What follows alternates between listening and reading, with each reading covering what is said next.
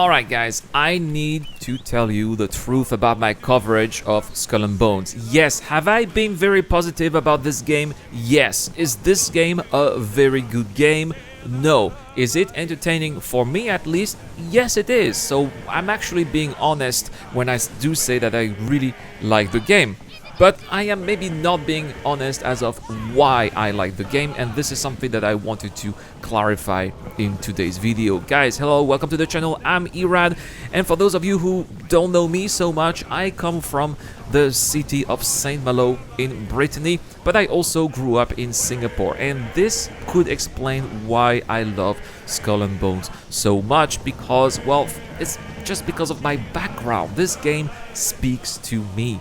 And so that's why I'm excited about it. That's why I'm super positive about it, because it speaks to me when it comes to my origins, when it comes to my culture, and what I have experienced in my life. The city of Saint Malo in Brittany is known for being a pirate city, a corsair city, a privateer city. We have had so many sailors, so many adventurers from that city who went to the Indian Ocean, which is where the game takes place, doing all of those crazy things that we do in Skull and Bones, taking their ships, attacking other ships, taking the loot, bringing them back into the city, making fortunes, making their life, building all those beautiful mansions that are now making up the city.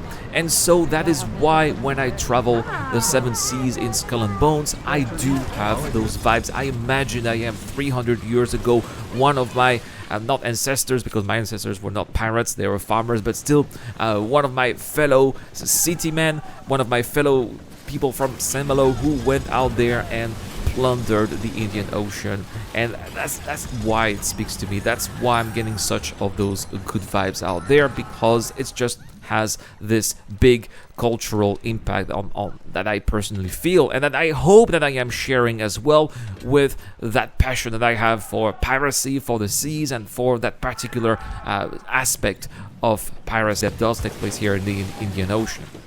That's number one.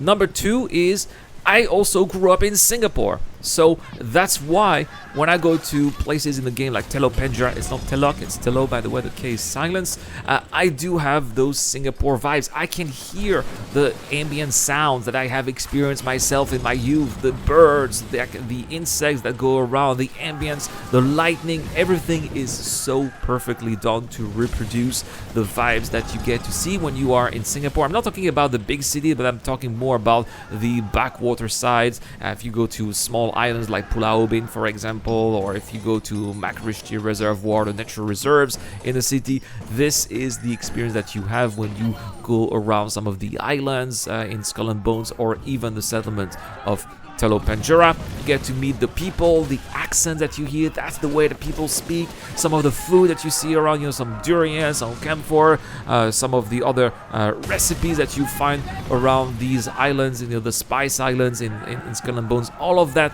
are things that I have experienced myself when I lived in this part of the world, and so that's another reason why I'm in love with Skull and Bones. I cannot help it, and that's why I've been saying positive things about this game, even though I know that this game is not a Game of the Year material. I know that this is not a great game. I know that it's quite bare bone. It's missing some features that we wished the game had. I understand that, but for me, because of the cultural background that I have, I tend to overlook all of those other negative aspects of the game, because it just speaks to me. An example of that, one of the shanties is called the Capitaine de Saint Malo. It's actually about a captain from my hometown. This is the only song that has a city inside, and it turns out to be my hometown. So that's maybe the perfect example that illustrates why I love this game so much. If I have been too positive about it, I am really sorry.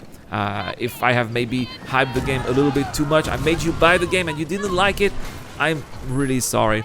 But that's who I am, and that's how I feel and see the game. So yeah, I just wanted to be honest. I wanted to clarify that. People have said, oh, you must be paid by Ubisoft to talk positively about the game. How much money did you get by Ubisoft? I got nothing. I got nothing from Ubisoft at all. The only thing that I got from Ubisoft are vibes from where I'm from. That's what I got, and that's why I have been positive about the game. Anyway, that's all I had to say. I just wanted to let this out and let you guys know why I have been saying things like I've said about Skull and Bones, and hopefully this clarifies things a little bit. Thank you so much for watching, guys, and I'll see you guys in the next one. Cheers.